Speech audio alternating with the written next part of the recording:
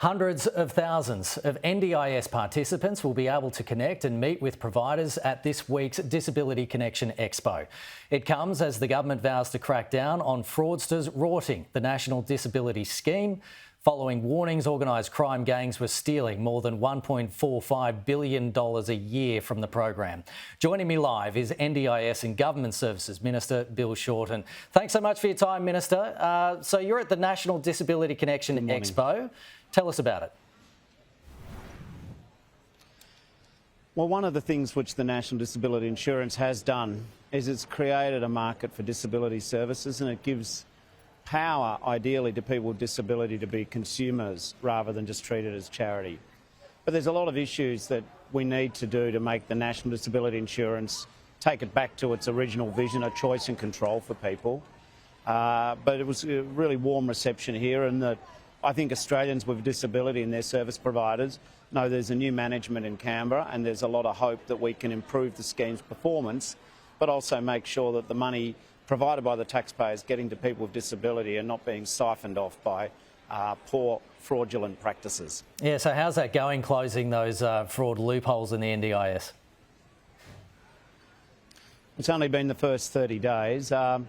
It's interesting, even today here as I'm moving around the stalls talking to service providers, I said in my opening remarks that it's a bit of the Wild West with unregistered providers, and I'm worried that some disabled people are being invoiced, or the government's being invoiced for services to profoundly disabled people, but the services are either being overcharged by unregistered providers or not delivered at all. So there's a lot of goodwill for Labor and the new government of Prime Minister Albanese to put the scheme back on track. Canadian Prime Minister Justin Trudeau seemed to forget our new Prime Minister's name at their official bilateral meeting press conference in Madrid. Are Australian Prime Ministers really that forgettable? Because we had that incident with Scott Morrison as well. Oh, I think Anthony Albanese is doing a quantum level of better performance than Mr Morrison. I mean, be it on the local stage where there are a lot of problems in the NDIS to the international stage, under Prime Minister Albanese, Foreign Minister Wong, we are now seeing Australia taken more seriously again.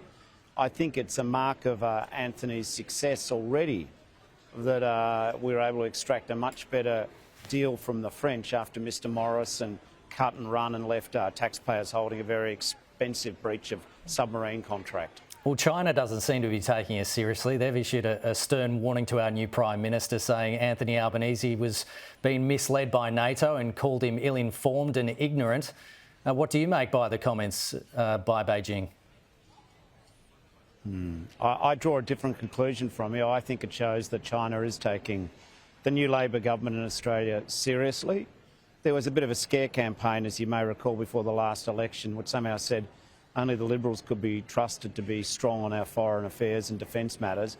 But the fact that China's felt the need to comment about Prime Minister Albanese shows that Labor is absolutely promoting our national interest and no one else's. Well, they say that hopes of a diplomatic reset with China, between China and the new Labor government, is fading by the day. Are we losing our chance at cooling relations, or should we be even searching for one? Like you, I'm a student of history. I would not be unduly perturbed by what spins out of the 24-hour media cycle. The fact of the matter is that Australia is going to be strong in the Pacific. We're going to engage in Asia.